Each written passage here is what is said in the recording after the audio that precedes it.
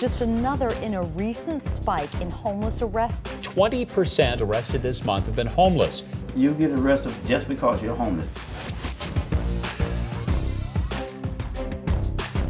The typical long-term chronically homeless person was being put in jail a lot because of small petty crimes, open containers, trespassing, loitering, all those kinds of things. Columbia, South Carolina, another city criminalizing homelessness. Well, where are the homeless people supposed to go?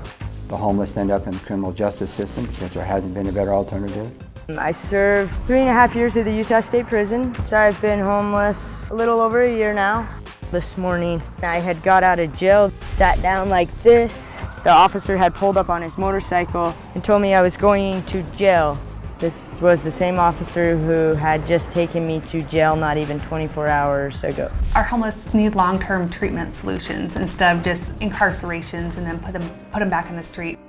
Just because I don't have a car, I don't have a credit card in my pocket or change in my pocket or a home to go to, does not make me a criminal.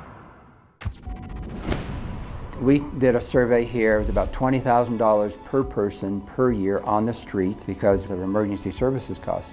Jail time, EMT runs, emergency room visits. And so we realized we were incurring those costs anyway.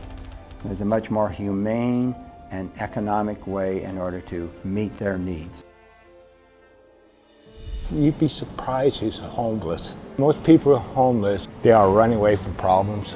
They are running away from drug addiction. Got molested when I was a kid, about 6 years old. Started drinking early age at 13. I couldn't deal with my problems. I've been homeless for the last 20 years. About 10% of the homeless population were chronically homeless.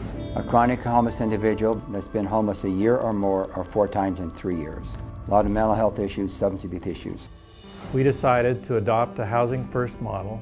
Instead of asking people to change their lives before we gave them housing, we chose to give them housing along with the supportive services and then allow them to change their lives if they wanted to. We can house them for about $7,800 per person per year for case management and rental assistance in a housing unit.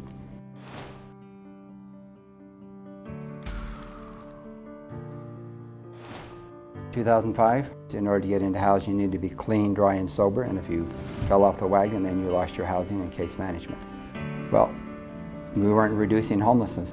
In 1998, we got kicked out because I was using drugs.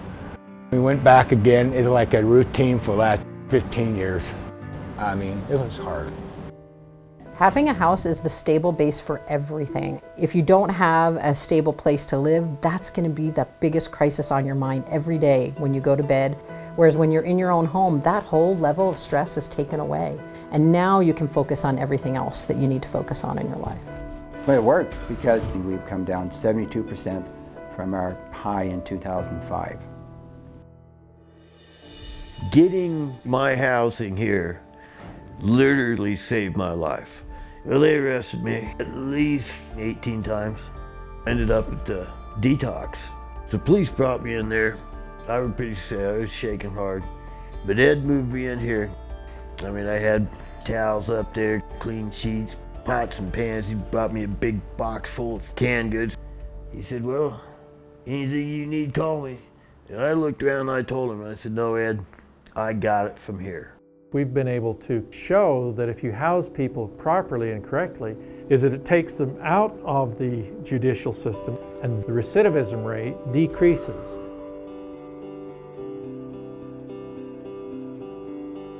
It's kind of like a security place for me. I know I got a place to stay. It's a good feeling. If I was still the homeless guy, I would have continued on and drank myself to death at this point. It's my first complete 100% sober year. And it's a good start. I feel, not the end of my program, but it's a good start.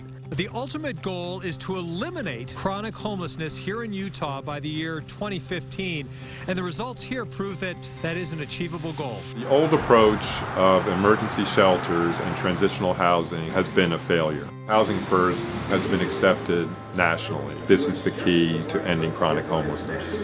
The Casper Housing Authority is trying out a system they first saw in Salt Lake City. Staff say they've already seen success stories. Now with the Housing First, we're much more successful in getting them housed and out of the criminal justice system and off the street and help them integrate back into society.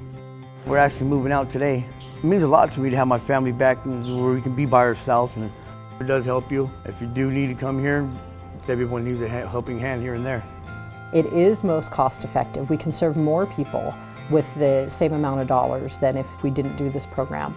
But it's also the right thing to do. It just makes sense.